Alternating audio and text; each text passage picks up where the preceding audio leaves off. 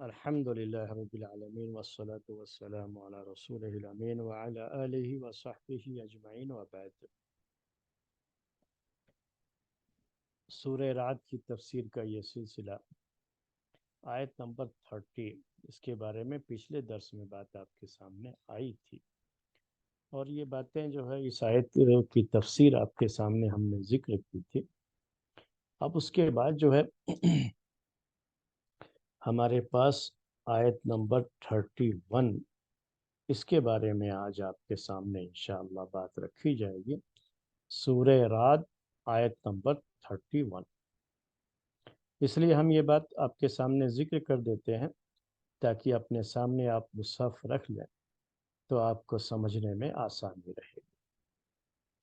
آیت نمبر 31 میں اللہ تبارک و تعالیٰ کا ارشاد ہے وَلَوْ أَنَّ قُرْآنًا سُيِّرَتْ بِهِ الْجِبَالُ أَوْ قُطِّعَتْ بِهِ الْأَرْضُ أَوْ كُلِّمَ بِهِ الْمَوْتَى بَل لِلَّهِ الْأَمْرُ جَمِيعًا أَفَلَمْ يَيْأَسِ الَّذِينَ آمَنُوا أَن لَّوْ يَشَاءُ اللَّهُ لَهَدَى النَّاسَ جَمِيعًا وَلَا يَزَالُ الَّذِينَ كَفَرُوا تُصِيبُهُم بِمَا صَنَعُوا قَارِعَةٌ أَوْ تَحُلُّ قَرِيبًا مِّن دَارِهِمْ حَتَّى يَأْتِيَ وَعْدُ اللَّهِ إِنَّ اللَّهَ لَا يُخْلِفُ الْمِيعَادَ۔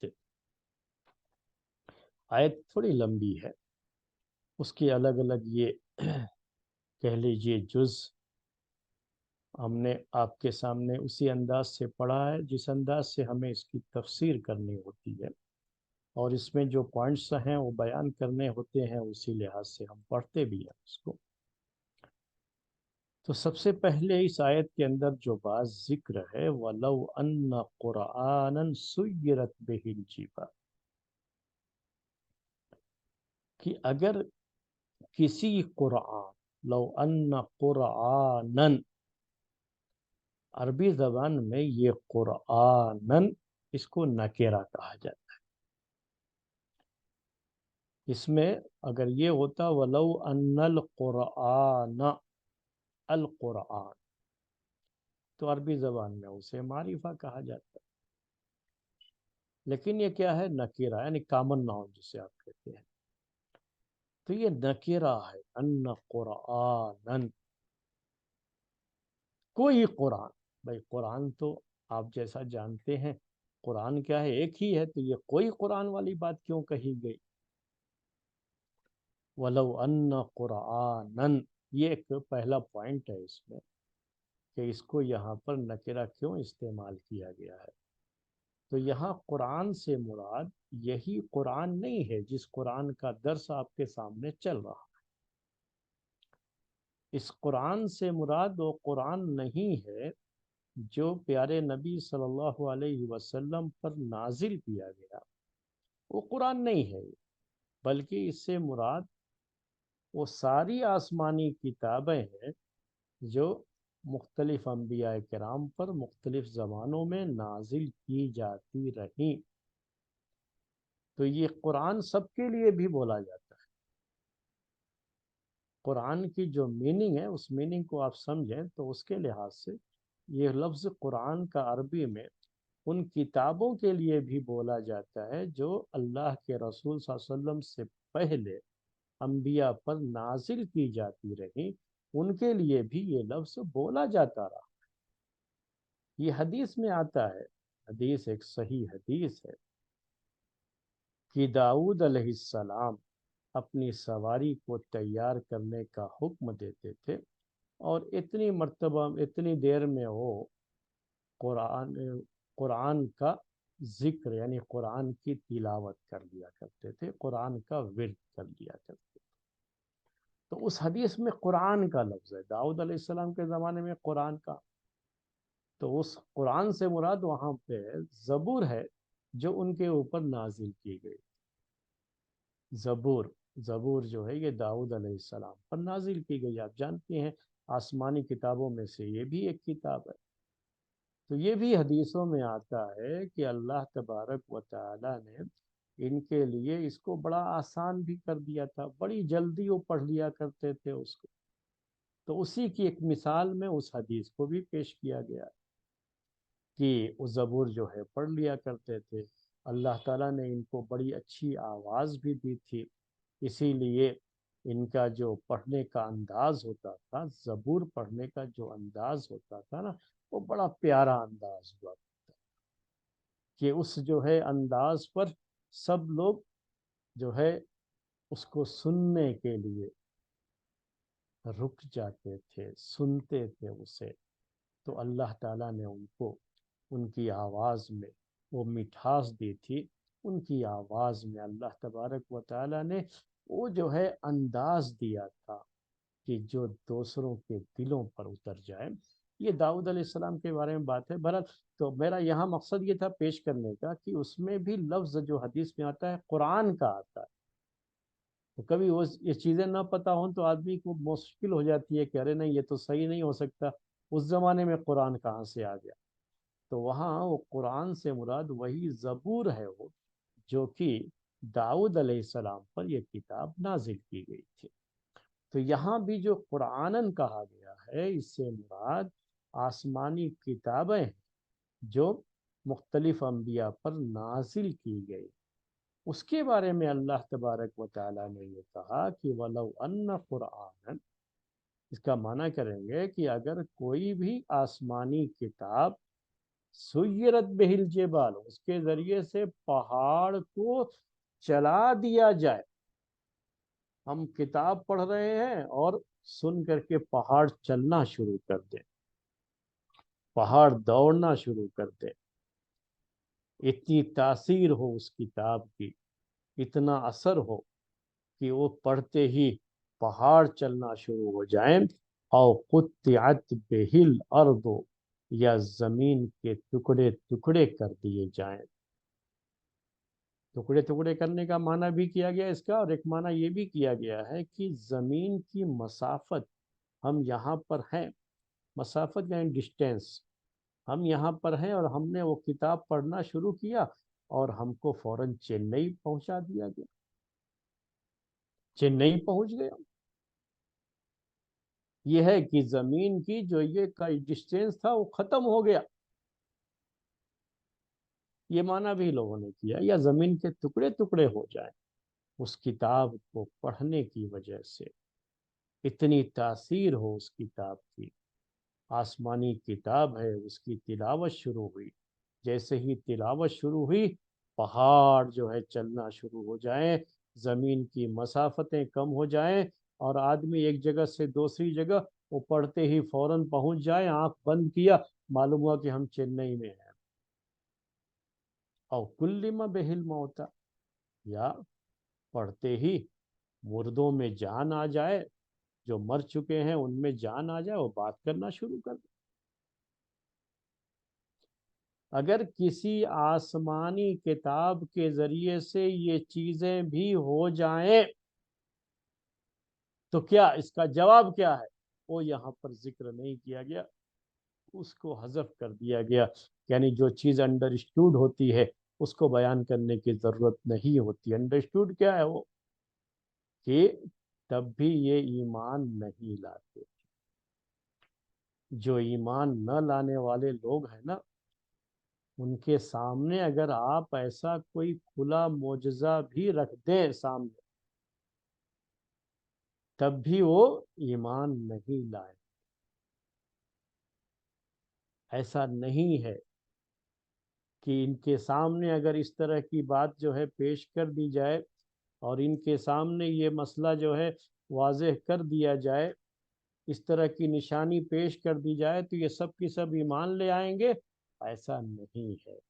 آپ یاد کیجئے گا اس سے پہلے والے درس کو، چند جو ہے ہفتے پہلے ایک درس آپ کے سامنے آیا تھا کہ مکے والے یہ مطالبہ کرتے تھے کہ ان کے پاس کوئی پروف کیوں نہیں ہے، کوئی آیت جو ہے، کوئی نشانی، کوئی معجزہ، جیسے پہلے انبیاء کو معجزے دیے گئے، اگر یہ نبی ہے تو ان کو بھی معجزہ دینا چاہیے تھا۔ یہ بات جو ہے اور یہ بات اس وقت میں نے آپ کو بتائی تھی کہ پیارے نبی صلی اللہ علیہ وسلم کو جو معجزہ دیا گیا ہے نا، جو پروف ہے، سب سے بڑا پروف، یہ اللہ تعالیٰ کی کتاب ہے، یہ قرآن ہے۔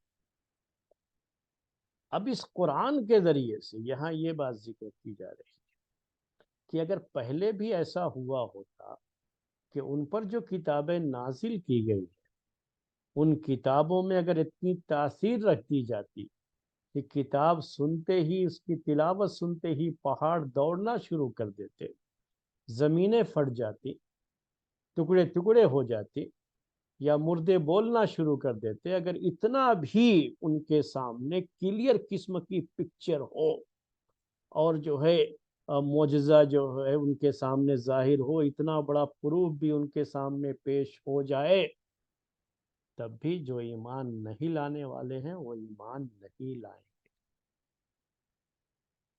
اللہ تعالیٰ نے یہ بات، یہ اس کا مطلب ہوا۔ یہ ایک تفسیر ہے، بعض لوگوں نے اس کو بیان کیا ہے اس آیت کی روشنی میں۔ جبکہ ایک دوسری تفسیر بھی یہ ہے، وہ یہ ہے کہ قرآن سے مراد یہی قرآن ہے، اللہ تعالیٰ کی یہ کتاب جس کی ہم تلاوت کرتے ہیں۔ اور اس کا مطلب یہ ہے کہ اللہ تعالیٰ نے کہا کہ اگر ہم نے قرآن میں اگر یہ تاثیر بھی رکھ دیتے کہ جب قرآن کی تلاوت ہو تو پہاڑ دوڑنا شروع کر دیں، زمینیں پھٹ جائیں، مردے بات کرنا شروع کر دیں، تب بھی یاد رکھ لو اللہ کے رسول صلی اللہ علیہ وسلم کو تسلی دی جا رہی ہے، تب بھی ایسا نہیں ہوتا کہ سارے کے سارے لوگ ایمان لے آتے، ایسا نہیں ہوتا تھا، تب بھی یہ چیز نہیں ہوتی،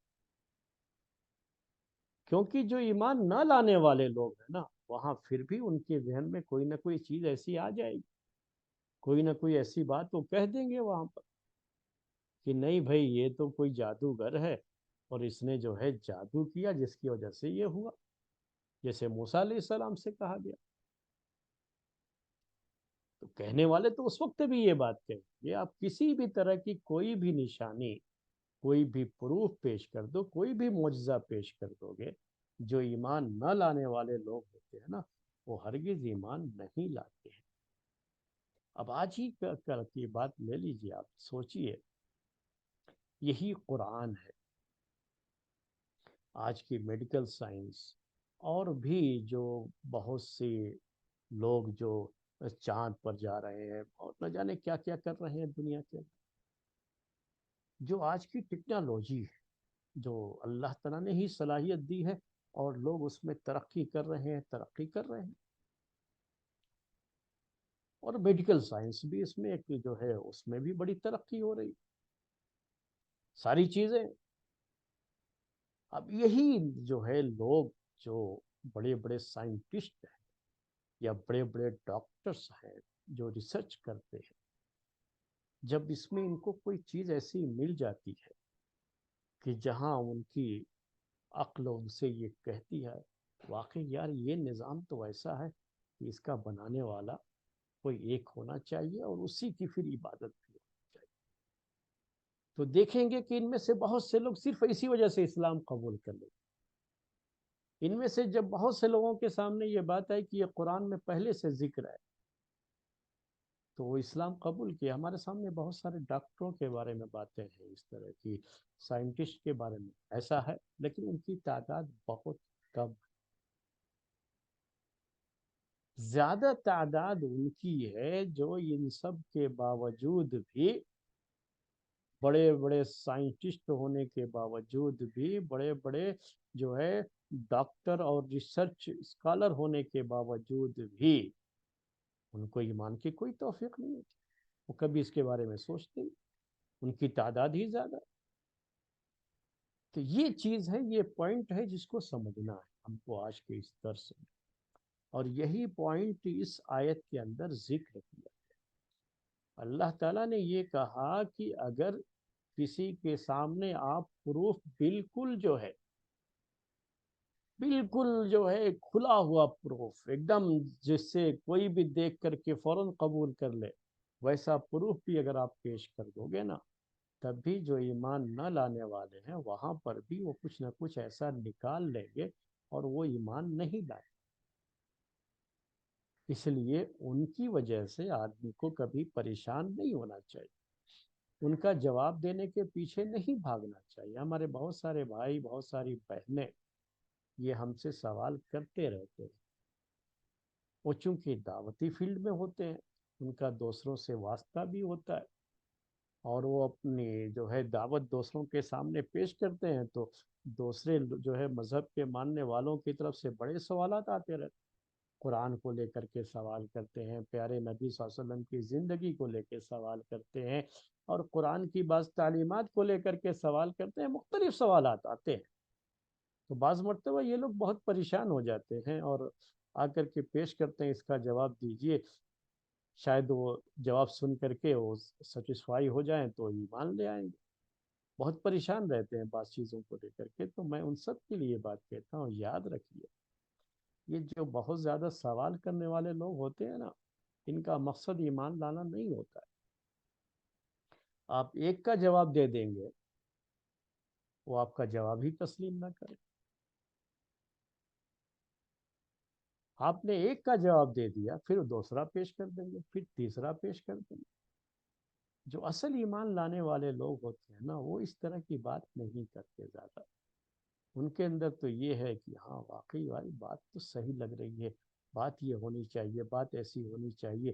ایسے ہی لوگ جن کے دل ایمان کے لیے کھل جاتے ہیں، جن کے دل کے دروازے ہدایت کے لیے کھل جاتے ہیں، انہی کے اندر ہدایت داخل ہوتی ہے۔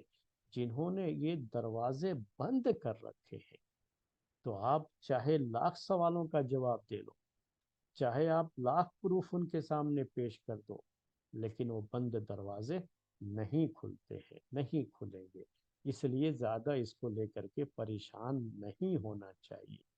اسی کے بارے میں اللہ تعالیٰ نے پھر آگے کہا، بل للہ الامر جمیعا، بلکہ سب کچھ اللہ کے ہاتھ میں۔ ایمان والوں سے یہ بات کہی کہ سب کچھ اللہ، سب کام اللہ کے ہاتھ۔ تو کس کو ہدایت ملنی ہے، کس کو نہیں ملنی ہے، یہ بھی اللہ کے ہاتھ میں، اس کو پتا ہے، وہ ہر چیز جانتا ہے۔ ایسا کچھ نہیں ہے کہ لوگوں کے مطالبے پر اگر جو ہے چیزیں پیش کرنی شروع کر دی جائیں، تو مکے والوں نے بھی بڑے مطالبے کیے تھے اللہ کے رسول صلی اللہ علیہ وسلم سے، لیکن اللہ تعالیٰ نے وہ مطالبے جو ہے اپنے رسول کے لیے پورے نہیں کیے۔ یہی کہا کہ یہ لوگ اصل ایمان لانا اگر مقصد ہوتا تو یہ مطالبے نہیں کرتے تھے۔ ایمان لانے والے ایسی بات نہیں کیا کرتے ہیں، ان کا مقصد سوال نہیں ہے، ان کا مقصد تو صرف آپ کو پریشان کرنا ہے۔ تو یہ یاد رہے کہ اللہ کے ہاتھ میں سب کچھ ہے۔ یہ ہدایت بھی، کسی کو اگر ہدایت سے نوازنا ہے تو یہ بھی اسی کے ہاتھ میں ہے، سب کچھ اللہ کے ہاتھ میں ہے۔ اس کے بعد اسی سلسلے کی بات ہے یہ، اسے بھی جو ہے نوٹ کر لیں، آگے جو پوائنٹ ہے نا اسے بھی نوٹ کر لیں۔ کیا ہے؟ افلم ییأس الذین آمنوا ان لو یشاء اللہ لہدی الناس جمیعا،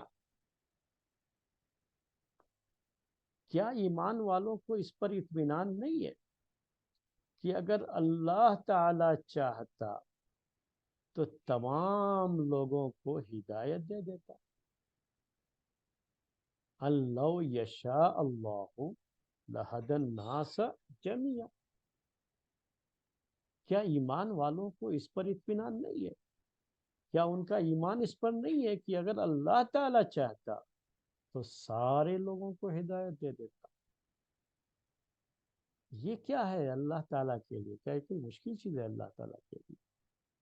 اللہ تعالیٰ اگر ہدایت دینا چاہے تو سارے لوگوں کو ہدایت دے دے، دنیا میں کوئی شخص گمراہ رہ ہی نہ جائے، سارے کے سارے لوگ ایمان کا جو سب سے اونچا درجہ ہے اس درجے پر چلی جائے۔ اللہ تعالیٰ اگر چاہے تو وہ تو جو چاہتا ہے وہ چیز ہو جاتی ہے نا، ما شاء اللہ کان وما لم یشاء لم یکن۔ آپ نے عقیدے میں یہ بات پڑھی ہوگی، سنی ہوگی، کہتے ہیں عربی میں کہ ما شاء اللہ کان وما لم یشاء لم یکن، جو اللہ چاہے گا وہ ہوگا، اور جو اللہ نہیں چاہے گا وہ نہیں ہوگا۔ مطلب کیا ہے اس کا کہ اگر اللہ تعالیٰ یہ چاہ لے کہ دنیا کے سارے لوگ ہدایت پا جائیں، تو یہ تو سیکنڈوں کا کام ہے۔ سارے کے سارے لوگ، ان کے دروازے، دلوں کے دروازے ہدایت کے لیے کھل گئے، سب میں ہدایت داخل ہو گئی اور سب کی سب ہدایت پا گئے۔ تو اللہ تعالیٰ کے لیے کوئی مشکل چیز تو نہیں تھی نا، کوئی بھی چیز مشکل نہیں ہے۔ یہ کیا، وہ تو جو چاہے بس کہہ دے کن تو وہ چیز ہو جائے گی، ہو جا تو وہ چیز ہو جائے گی۔ تو اس پوائنٹ کو سمجھنا بہت ضروری ہوتا ہے، یہ ہمیشہ یاد رکھنا۔ اللہ تعالیٰ نے انسانوں کو پیدا کیا ہے، اور انسانوں کو اللہ تعالیٰ نے فرشتوں سے الگ رکھا ہے، ان کی فطرت الگ رکھی ہے، ان کی جو نیچر ہے نا، ان کا الگ ہے۔ اس کے فرشتوں کے اندر یہ ہے کہ وہ کوئی غلطی نہیں کر سکتے، اور وہ سارے کے سارے لوگ ہدایت پر ہی رہے، کوئی فرشتہ کبھی گمراہ نہیں ہو سکتا۔ تو انسانوں کو اللہ تعالیٰ نے الگ پیدا کیا ہے نا فرشتوں سے۔ اگر انسانوں کا بھی معاملہ ایسے ہی ہوتا کہ جیسے سارے فرشتے نے سب کو جیسا جو کام ہے وہی، ان سے کوئی غلطی نہیں، کوئی گناہ نہیں، ایسے ہی انسانوں کو بھی کر دیتے۔ لیکن اللہ تعالیٰ کا مقصد انسانوں کو پیدا کرنے میں یہ نہیں ہے۔ اللہ تعالیٰ نے انسان کو پیدا کیا تو انسان کو اللہ تعالیٰ نے اختیار دیا، ہدایت کا راستہ بتا دیا۔ جو ہدایت کے راستے کے علاوہ جو سیدھا راستہ ہے، اس کے علاوہ جو راستہ ہے وہ بھی بتا دیا، وہ گائیڈ لائن دے دی، اور اس گائیڈ لائن کے مطابق چلنے کے لیے کہا، لیکن کسی کو مجبور نہیں کیا کہ اس گائیڈ لائن پر ہی اسے چلنا۔ ورنہ اللہ تعالیٰ چاہتا، اس کی قدرت میں سب کچھ ہے نا، اس کے ہاتھ میں سب کچھ ہے نا، وہ چاہتا تو سب کو اسی پر لگا دیتا۔ لیکن یہ اس کا مقصد نہیں ہے انسانوں کو پیدا کر کے، اس کو انسانوں کو پیدا کر کے مقصد یہ کہ انسان خود سے اس راستے کی طرف آئے۔ جب وہ اس راستے پر آئے گا تو اللہ تعالیٰ کی توفیق بھی حاصل ہوگی، اللہ تعالیٰ اپنی طرف سے سب کو ہدایت دے دے، سب کو اس راستے پر لازماً لگا دے، مجبور کر کے، سب کو فورس کر کے، اپنی طاقت سے، اپنی مشیت سے کر دے، تو اللہ تعالیٰ نے یہ نہیں چاہا۔ انسانوں کو پیدا کر کے اللہ تعالیٰ کا یہ مقصد نہیں ہے، بلکہ ان کے سامنے اللہ تعالیٰ نے ہدایت کے راستے کو کلیئر کیا، گائیڈ لائن دے دی، یہ راستہ ہے، اس راستے پر آپ کو چلنا ہے۔ پھر اس کے بعد ان کو اتنا حق دے دیا، اختیار دے دیا کہ وہ چاہیں تو اسے اختیار کریں، اگر اختیار کریں گے تو ان کے لیے پھر جنت ہے، ان کے لیے بڑا انعام ہے، اکرام ہے، اعزاز ہے، اور اگر انہوں نے یہ راستہ نہیں اختیار کیا تو بڑی سخت سزا ہے اس کی۔ لیکن ان کو یہ دیا حق کہ وہ چاہیں تو اختیار کریں۔ ان کے سامنے وہ ساری شکلیں رکھی، ساری صورتیں رکھی، نبیوں کو جو ہے رسولوں کو پیدا کیا، ان کو رسول بنایا، ان پر اپنی وحی نازل کی، کتابیں نازل کی، اسی کو ہم گائیڈ لائن کہتے ہیں، وہی دیا اس نے، لیکن مجبور نہیں کیا انسانوں، انسانوں کو ایسا نہیں بنایا ہے کہ آپ کو یہی اختیار کرنا ہے، اس کے علاوہ نہیں۔ ان کی طبیعت میں وہ چیز نہیں رکھی جو فرشتوں میں رکھی تھی کہ وہ صرف ہدایت ہی پر رہے، وہ کبھی نافرمانی نہیں کر سکتے۔ تو اللہ تعالیٰ کی انسانوں کو پیدا کرنے کا جو مقصد ہے، اس مقصد میں ہی یہ چیز نہیں تھی کہ سب کو ہدایت پر ہی رکھنا ہے، جیسے فرشتوں کا مسئلہ تھا ویسا نہیں ہے۔ یہ وہی مطلب ہے کہ لو شاء اللہ، اللہ یشاء اللہ لہدی الناس جميعا، کہ اگر اللہ چاہتا تو سب لوگوں کو ہدایت دیتا۔ تو یہ ہمیشہ یاد رکھ لیجیے، کبھی بھی ہماری ذمہ داری کیا ہے؟ جب تک پیارے نبی صلی اللہ علیہ وسلم دنیا میں رہے، آپ لوگوں کو اسلام کی دعوت دیتے رہے، جو ہدایت آپ کے اوپر نازل کی گئی، جو گائیڈ لائن آپ کے اوپر نازل کی گئی، آپ لوگوں کو بتاتے رہے، جسے ہم تبلیغ کا فریضہ کہتے ہیں، دعوت کا فریضہ کہتے ہیں۔ آپ کی وفات کے بعد یہ ذمہ داری آپ کی امت کی ہے، اور قیامت تک بھی امت کی یہ ذمہ داری ہے کہ یہ چیز لوگوں تک پہنچائے۔ ہمارا کام یہی ہوتا ہے کہ ہم کو لوگوں تک پہنچانا ہے۔ جب ہم لوگوں تک پہنچائیں اس کو، اور کوئی ہماری بات مانتا نہیں ہے، تسلیم نہیں کرتا، قبول نہیں کرتا، اسلام میں نہیں آتا، تو اس کی وجہ سے ہمیں پریشان ہونے کی ضرورت نہیں ہے۔ ہم اگر اپنی ذمہ داری ادا کر رہے ہیں نا، تو ہم کو پریشان ہونے کی ضرورت نہیں ہے۔ پریشان اس وقت ہمیں ہونا ہوتا ہے جب ہم اپنی ذمہ داری کو بھول جائیں، اپنی ڈیوٹی کو بھول جائیں، اپنی ڈیوٹی نہ ادا کریں نا، تو ہم کو پریشان ہونا چاہیے اس وقت۔ لیکن جب ہم اپنی ڈیوٹی کو بھولے نہیں ہیں، اپنا کام کر رہے ہیں، اگر کوئی نہیں آ رہا ہے، کوئی بھی نہ آئے میرے بھائی، تو بھی یہ بات ذہن میں رہے کہ اللہ تعالیٰ اگر چاہتا تو سب کو ہدایت دیتا تھا۔ کبھی بھی آپ یہ مت امید رکھو کہ آپ جیسا چاہتے ہیں ویسے ہی دنیا کے سارے لوگ ہو جائیں گے۔ کبھی بھی یہ امید مت رکھو، ایسا نہیں ہوگا۔ انسان، سارے انسان بالکل ایک جیسے ہو جائیں گے اور ایک ہی حکم کے تحت چلیں گے، تو ایسا دنیا میں کبھی نہیں ہوگا۔ یہ انسان ہیں، یہ فرشتے نہیں، ان کی فطرت اللہ تعالیٰ نے ایسی رکھی ہی نہیں۔ یہاں آپ کا ساتھ دینے والے کچھ لوگ ہوں گے، تو کچھ ایسے بھی ہوں گے جو آپ کو اپوز کریں گے، آپ کی مخالفت کریں گے۔ جو نہیں آئیں گے سیدھے راستے کی طرف، کتنی بھی آپ کوشش کر لو، وہ نہیں آئیں۔ جب انبیاء کرام ان کے دور نبوت اور دور رسالت میں یہ نہیں ہوا کہ پورا کا پورے کے پورے کے پورے لوگ ہدایت پا گئے، تو پھر جو دوسرے لوگ یہ کام انجام دیں گے، تو ان کی دعوت سے یہ کیسے آپ سوچیں گے کہ ہاں پورے کے پورے لوگ بالکل سب جیسا ہم چاہتے ہیں ویسے؟ تو ویسا نہیں۔ انسانوں میں یہ اختلاف باقی رہے گا، یہاں اچھے اور برے رہیں گے۔ کوشش یہ کرنی ہوتی ہے کہ ہم کو اپنے آپ کو اچھے لوگوں میں لے کے جانا ہے، ہم کو اپنی ڈیوٹی ادا کرنی ہے۔ ہماری جو آزمائش ہو، ہم کو اس آزمائش پہ کھرے اترنا ہے۔ دنیا میں یہ آزمائشیں ہیں، اسے دنیا کی زندگی کا مطلب ہی یہی ہوتا ہے۔ یہاں ہر لحاظ سے ہماری آزمائش، یہ پوری زندگی ہی ایک آزمائش ہے، ایک امتحان ہے۔ ہم اس میں پاس ہوتے ہیں یا فیل ہوتے ہیں، یہی قیامت کے دن اس کا رزلٹ آنا ہے۔ تو ہماری اپنی ذمہ داری جو ہے، ہم کو اسے پورا کرنا ہے۔ کوئی ایمان لا رہا ہے، نہیں لا رہا، ہدایت پہ آ رہا ہے، نہیں آ رہا، یا ہم نے بڑی کوشش کی لیکن ماننے والے لوگ نہیں مانے ہماری بات، تو کیا کرنا چاہیے اس وقت؟ ہم نے اپنی ڈیوٹی ادا کر، ہمارا جو کام تھا وہ ہم نے کر دیا۔ ہم کو مایوس ہو جانا، ہم بالکل یہ سوچ لیں کہ بھئی ہم تو فیلئر ہیں، ہم نے کچھ کیا ہی نہیں، ہم سے کچھ ہوا ہی نہیں، تو یہ غلط ہے۔ یہ کبھی بھی اپنے بارے میں مت سوچو۔ اگر واقعی ڈیوٹی ادا کر رہے ہو تو یہ اپنے بارے میں مت سوچو۔ ہمیشہ یہ سوچو کہ یہ اللہ تعالیٰ کی مشیت ہے، اس کی جو ہے اور اس کے ارادے سے چیزیں ہوتی ہیں۔ وہ اگر چاہتا ہے، جس کو چاہتا ہے ہدایت دیتا ہے۔ ہمارا جو کام تھا وہ ہم نے کر دیا۔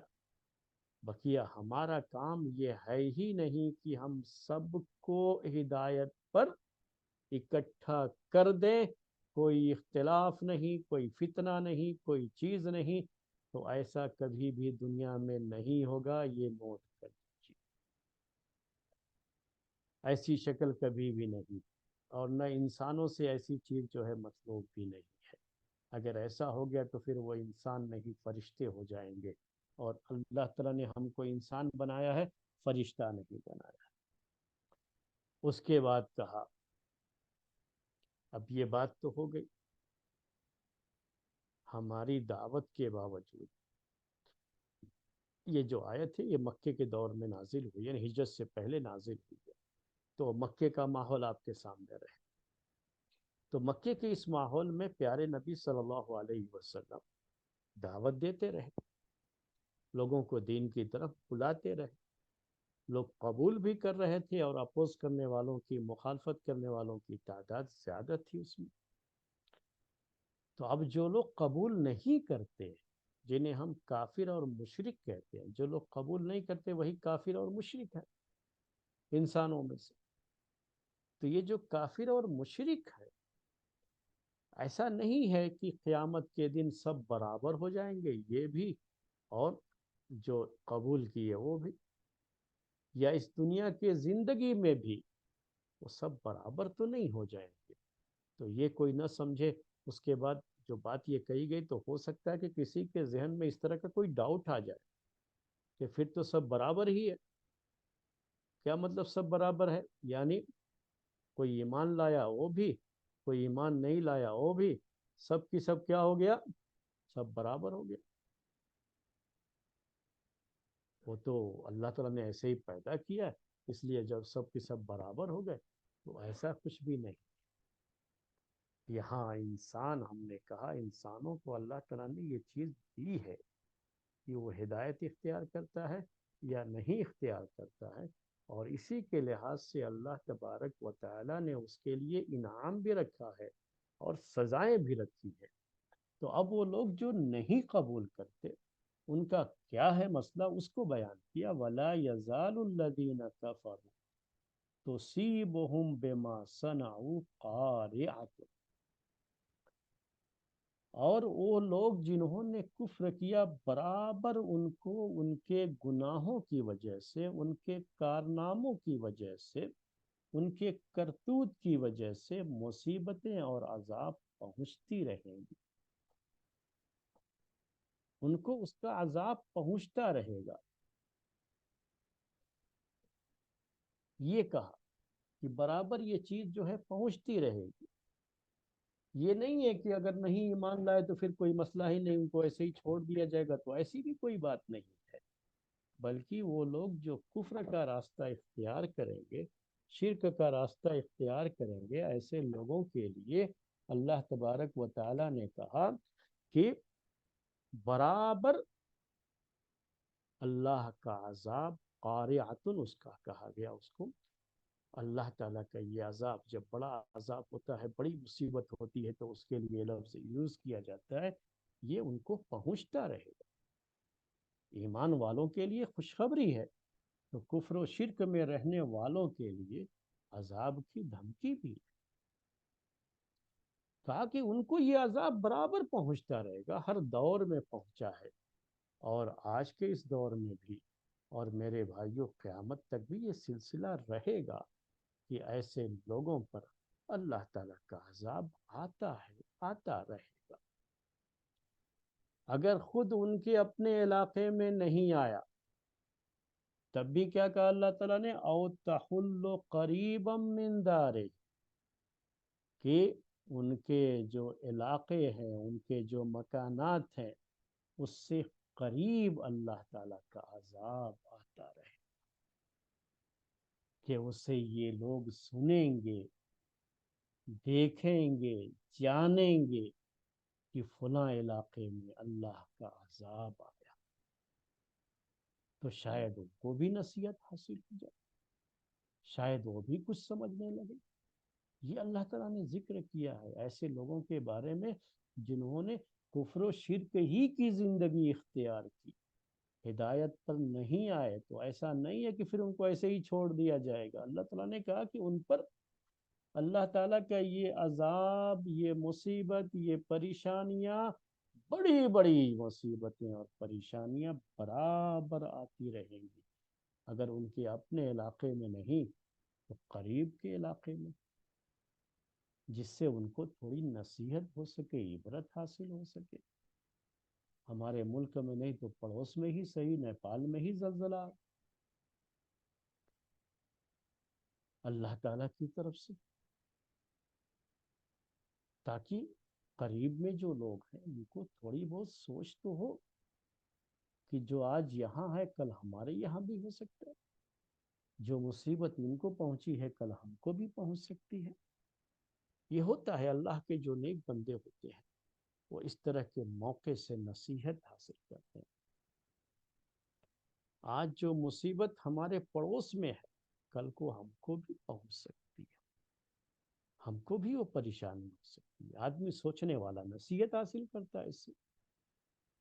اللہ تعالیٰ نے ہم کو محفوظ رکھا ہے تو یہ صرف اس کا کرم ہے، یہ اس کی مہربانی ہے، نہیں تو جو پریشانی دوسرے کو ہوئی ہے وہ ہم کو بھی ہو سکتی ہے، وہ مصیبت ہم تک بھی آ سکتی ہے، اللہ کا وہ عذاب ہم تک بھی پہنچ سکتا ہے۔ تو جو اللہ کے نیک بندے ہوتے ہیں نا وہ یہ سوچتے ہیں اور ان کو اس کے ذریعے سے نصیحت حاصل ہو جاتی ہے۔ یہ اللہ تبارک و تعالیٰ نے ذکر کیا، وَلَا يَزَالُ الَّذِينَ كَفَرُوا تُصِيبُهُمْ بِمَا صَنَعُوا قَارِعَةٌ أَوْ تَحُلُّ قَرِيبًا مِّن دَارِهِمْ حَتَّى يَأْتِيَ وَعْدُ اللَّهِ۔ کب تک یہ سلسلہ چلتا رہے گا؟ یہاں اس ٹکڑے کی دو تفسیر کی ہے مفسرین نے، وہ دونوں تفسیر آپ کے سامنے پیش کرتا ہوں۔ پہلی تفسیر یہ کی ہے حتی یأتی وعد اللہ، یہاں تک کہ اللہ کا وعدہ آ پہنچے۔ اللہ کا یہ وعدہ بعض مفسرین نے کہا اس سے مراد قیامت ہے، یعنی ان کفار مشرکین پر اللہ کے عذاب کا یہ سلسلہ چلتا رہے گا، مسلسل آتا رہے گا یہ عذاب، یہاں تک کہ قیامت کا دن آ جائے۔ تو اللہ کے وعدے سے مراد وہ وعدہ ہے جو ایک دن پوری دنیا کے فنا ہونے کے اور کائنات کے ختم ہونے کے اور اس کے بعد پھر مردوں کو زندہ کرنے اور اللہ تعالیٰ کے دربار میں حساب و کتاب کے لیے کھڑے ہونے، حاضر ہونے، یہ جو باتیں ہیں، یہ جو چیزیں ہیں، جب تک وہ آخرت کا دن نہ آ جائے، قیامت کا دن نہ آ جائے، جب تک یہ دنیا ہے تب تک یہ سلسلہ چلتا رہے گا۔ ایک تو یہ ہے۔ بعض مفسرین نے اس سے مراد، وعد اللہ سے مراد اسلام کی فتح لیا ہے۔ اللہ کے اس وعدے سے مراد کیا ہے؟ اسلام کو غلبہ اور فتح حاصل ہو جائے۔ تو مکے کے ماحول کو پھر سامنے رکھ کر کے یہ تفسیر کی گئی، یعنی یہ مکے کے لوگ جو آپ کی دعوت کو قبول نہیں کر رہے، آپ ان کے سامنے دعوت پیش کیجیے، اگر یہ قبول نہیں کرتے ہیں تو ان کے اوپر بھی برابر مصیبتیں آتی رہیں گی، پریشانیاں آتی رہیں گی، یہاں تک کہ اسلام کو غلبہ حاصل ہو جائے گا اور اسلام ہی ہر طرف مسلمان ہی مسلمان نظر آئیں گے اور ان کی قوت ٹوٹ جائے گی، مشرکین کی طاقت ختم ہو جائے گی۔ جو فتح مکہ کے بعد چیز ہوئی تھی وہ آپ جانتے ہیں، آپ لوگوں کو پتہ ہے کہ کس طریقے سے جب مکہ فتح ہو گیا تھا تو لوگ گروپ کی شکل میں، جماعت جماعت کی شکل میں آ کر کے اسلام قبول کرنا شروع کر دیا۔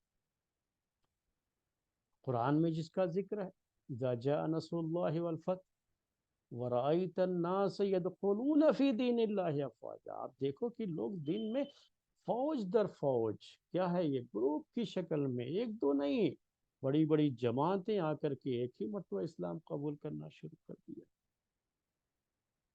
تو یہ خاص مکے کے ماحول کو سامنے رکھ کر کے جب اس آیت کی تفسیر کرتے ہیں تو اس کا معنی اس وقت یہ ہوتا ہے، اور بعض مفسرین نے یہی معنی کیا ہے کہ ان مشرکین پر، کفار پر اللہ تعالیٰ کی عذاب اور مصیبتوں، اس کی طرف سے مصیبتیں آنے کا یہ سلسلہ چلتا رہے گا یہاں تک کہ اسلام کو غلبہ، اللہ کا وعدہ آئے، اور اللہ کا وعدہ یہ ہے کہ وہ اہل اسلام کی، مسلمانوں کی مدد کرے گا، اللہ تعالیٰ کی وہ مدد ان کے اوپر ہوگی، اسلام کو غلبہ ہو جائے گا تو یہ لوگ خود ہی اسلام کے اندر داخل ہو جائیں۔ یہ بات جو ہے ذکر کی، اس کے بعد کہا ان اللہ لا یخلف المیعاد، اللہ تعالیٰ اپنے وعدے سے مکرتا نہیں ہے، اپنے وعدے کے خلاف نہیں کرتا ہے، اللہ اپنے وعدے کی خلاف ورزی نہیں کرتا ہے۔ اللہ تعالیٰ کا جو وعدہ ہے وہ پورا ہو کر کے رہے گا۔ اس نے جو مدد کا وعدہ کیا ہے وہ مدد بھی ضرور ہوگی، اور ہم دیکھتے ہیں اسے آج بھی میرے بھائیوں، ان حالات میں بھی ہم دیکھتے ہیں کہ جہاں کہیں بھی اللہ کے بندے اللہ کے لیے، اللہ کے دین کے لیے کوشش کرتے ہیں، محنت کرتے ہیں، کھڑے ہوتے ہیں، تو اللہ تعالیٰ کی مدد ان کے ساتھ کیسے ہوتی ہے۔ آج بھی ہم کو یہ چیزیں، کیونکہ یہ اللہ کا وعدہ ہے نا، اللہ کبھی بھی اپنے وعدے کے خلاف نہیں کرتا۔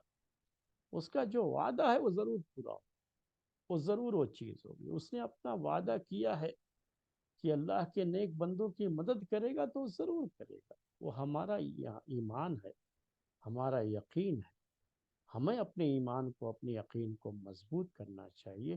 اللہ کی مدد ہمارے ساتھ ضرور ہوگی، اور اللہ تعالیٰ کی مدد ضرور آئے گی۔ تو میرے بھائیو، یہ آیت تھی، آیت نمبر 31۔ اس کے بعد چھوٹی سی آیت اور ہے، آیت نمبر 32۔ اس کی بھی تھوڑی سی بات آپ کے سامنے پیش کر دیتے ہیں، اور زیادہ باتیں نہیں ہیں ان آیتوں میں۔ تو کہا اس کے بعد آیت نمبر 32 میں، وَلَقَدِ اسْتُهْزِئَ بِرُسُلٍ مِّن قَبْلِكَ وَلَقَدِ اسْتُهْزِئَ بِرُسُلٍ مِّن قَبْلِكَ، اور یقیناً آپ سے پہلے بھی رسولوں کا مذاق اڑایا گیا۔ وَلَقَدِ اسْتُهْزِئَ بِرُسُلٍ مِّن قَبْلِكَ، آپ سے پہلے بھی رسولوں کا مذاق اڑایا گیا۔ فَأَمْلَيْتُ لِلَّذِينَ كَفَرُوا، تو میں نے ڈھیل دیا کافروں کو، ان لوگوں کو جنہوں نے کفر کیا۔ ثُمَّ أَخَذْتُهُمْ، پھر میں نے ان کو پکڑ لیا۔ فَكَيْفَ كَانَ عِقَابِ، تو میرا عذاب کیسا رہا، کتنا سخت رہا۔ یہ جو ہے آیت کا ترجمہ ہے، میں نے پیش کر دیا، اور اسی آیت کی تھوڑی سی تفسیر بھی آپ کے سامنے پیش کرتے ہیں۔ اللہ کے رسول صلی اللہ علیہ وسلم سے کہا گیا، مکے کا وہ ماحول یاد رکھیے جس ماحول میں یہ آیتیں نازل ہوئی، جہاں پیارے نبی صلی اللہ علیہ وسلم کا بڑا مذاق اڑایا جاتا تھا۔ تو اللہ تعالیٰ نے کہا کہ آپ سے پہلے بھی رسولوں کا مذاق اڑایا۔ یہ کوئی آپ پہلے شخص نہیں ہے دنیا کے کہ آپ کا مذاق دنیا والے اڑا رہے ہیں۔ یہ مشرکین، یہ کفار آپ کا مذاق اڑا رہے ہیں، تو یہ کوئی نئی چیز نہیں ہے، کوئی اچھوتی چیز نہیں ہے۔ ایسا کچھ نہیں ہے کہ یہ چیز پہلی مرتبہ دنیا میں ہوئی ہے، بلکہ آپ سے پہلے رسولوں کا مذاق اڑایا گیا ہے۔ تو یہ پہلا پوائنٹ ہے، یہ ہم سب کے لیے ہے، یاد رکھیے۔ یہ صرف اللہ کے رسول صلی اللہ علیہ وسلم کے لیے نہیں ہے۔ میرے بھائیوں، میری بہنوں، اس دنیا کی زندگی میں آپ کا بھی مذاق اڑایا، اور ہو سکتا ہے آپ میں سے بہت سے لوگوں کو اس کا سامنا کرنا پڑا ہو، خاص طریقے سے ہماری بہنوں کا۔ جو ہماری بہنیں ہیں، جو حجاب کے ساتھ رہنا چاہتی ہیں، جو اسلامی شریعت کی پابندی میں رہنا چاہتی ہیں، جنہوں نے یہ چاہا ہے کہ دنیا کے سامنے ہم اپنے اسلام کو ثابت کریں، اس کے ساتھ رہیں، تو ان کا بہت مذاق اڑایا جاتا ہے۔ مذاق یعنی وہ چھوڑیے کہ غیر مسلموں کی طرف سے مذاق، تعجب تو یہ ہوتا ہے کہ اپنے ہی مسلمان بھائیوں اور بہنوں کی طرف سے مذاق اڑایا جاتا ہے۔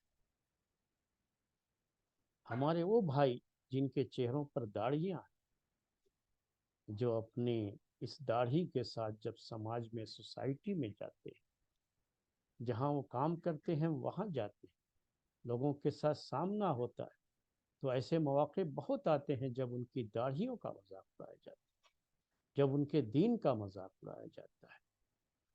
بہت سے ایسے مواقع آتے ہیں جہاں پر ان کو داڑھیاں ذرا چھوٹی کرنے اور ذرا مہذب کرنے کی باتیں کہی جاتی ہیں، اور تراشنے کی، کاٹنے کی باتیں کہی جاتی ہیں، اور ڈسپلن کے یہ خلاف ہے، اس طرح کی باتیں کہی جاتی ہیں۔ ان کو سامنا کرنا پڑتا ہے اور ان کا بڑا مذاق اڑایا جاتا ہے، دڑھیل اور پتہ نہیں کیا کیا کہتے رہتے۔ اگر یہ چیزیں غیر مسلموں کی طرف سے ہوتی ہیں تو آدمی کو صبر بھی آ جاتا ہے، لیکن تعجب اس پر ہوتا ہے میرے بھائیوں میری بہنوں کی، اپنے ہی جیسے مسلمان بھائیوں کی طرف سے،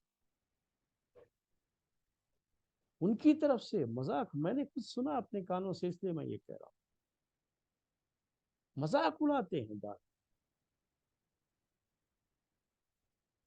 یہ میں دوسروں کے بارے میں، خود اپنے بارے میں یہ کہہ رہا ہوں، خود میرے ساتھ بھی اس طرح کی چیز ہوئی ہے، لوگ مذاق اڑاتے ہیں باقاعدہ۔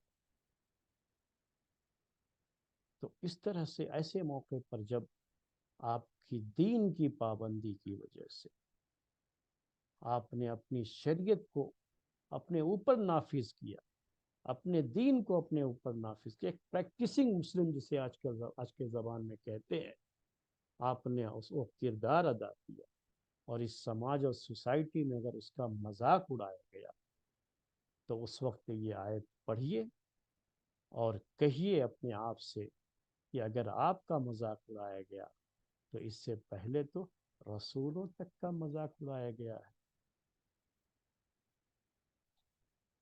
جب رسولوں کا مذاق اڑایا گیا تو ہم کس کھاتے میں آتے ہیں سوچیے۔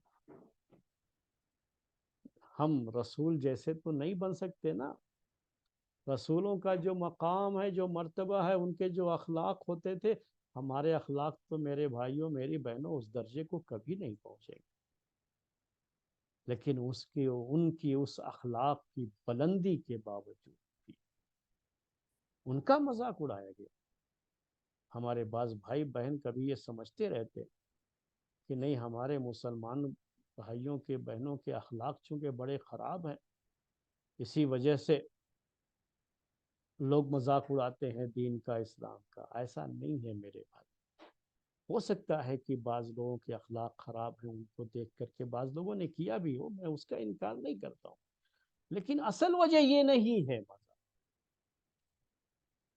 کیونکہ اگر اصل وجہ یہ ہوتی تو یہ انبیاء کرام، یہ اللہ تعالیٰ کے بڑے بڑے رسول جو گزرے ہیں، جن کو ہم اولو العزم من الرسل کہتے ہیں، ان کے اندر کون سی اخلاقی کمی تھی؟ ان کے اندر کون سی دین کی کمی تھی؟ وہ تو اخلاق کے بہت اونچے درجے پر تھے۔ پیارے نبی صلی اللہ علیہ وسلم سے مکے والے جب تک آپ رسول نہیں بنائے گئے تھے اور آپ نے توحید کی دعوت نہیں دی تھی، یہی مکے والے تو آپ سے بڑی محبت کرتے تھے، آپ کے اخلاق کے گرویدہ تھے، آپ کو اپنا جو ہے امین صادق نے، امین امانت دار سچا اور جانے کن کن القاب سے نوازتے تھے، بڑا اونچا مقام تھا آپ کا ان کے درمیان، لیکن مذاق اڑایا آپ کا۔ جب آپ جو ہے دین کی دعوت دینا شروع کیے تو آپ کا مذاق اڑانا شروع کیا۔ تو اصل مذاق اڑانے کی وجہ یہ نہیں ہے کہ ہماری اپنی اخلاقی کمزوریاں ہیں جس کی وجہ سے لوگ ہمارے دین کا یا ہمارا مذاق اڑاتے ہیں۔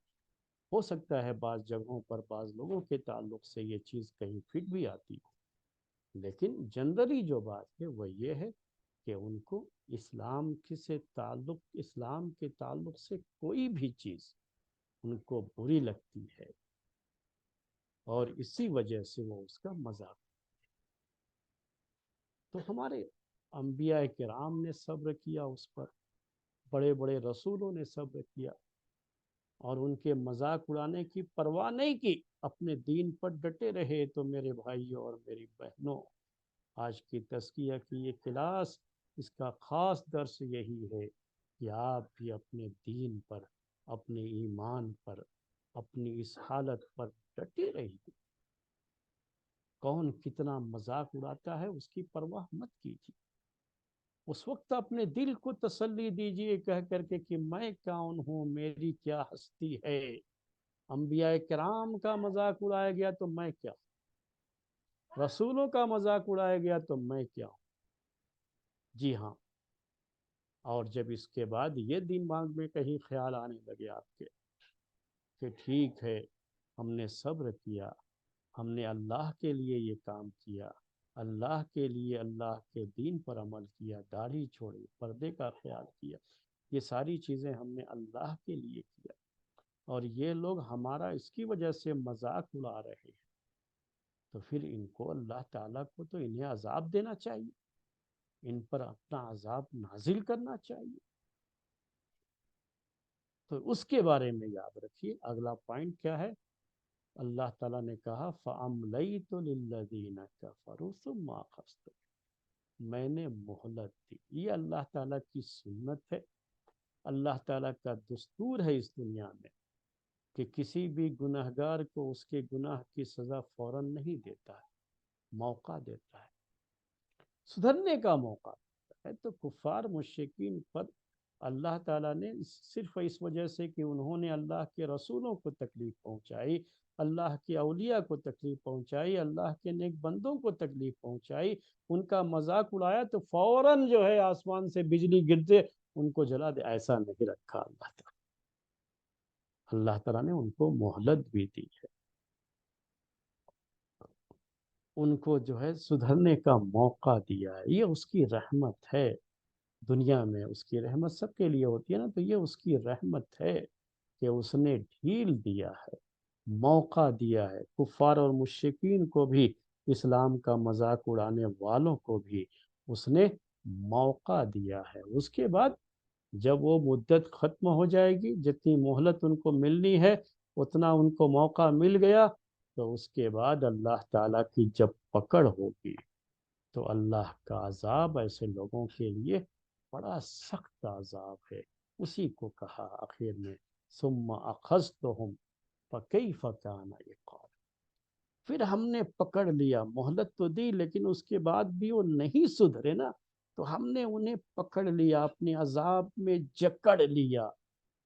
اور اللہ کا عذاب، اس میں آیت میں میرا عذاب، یعنی اللہ تعالیٰ خود کہہ رہا کہ میرا عذاب یعنی اللہ کا عذاب، یہ انتہائی سخت عذاب ہوگا ایسے لوگوں کے لیے، جو سزا ہے وہ سزا بڑی سخت ہوگی۔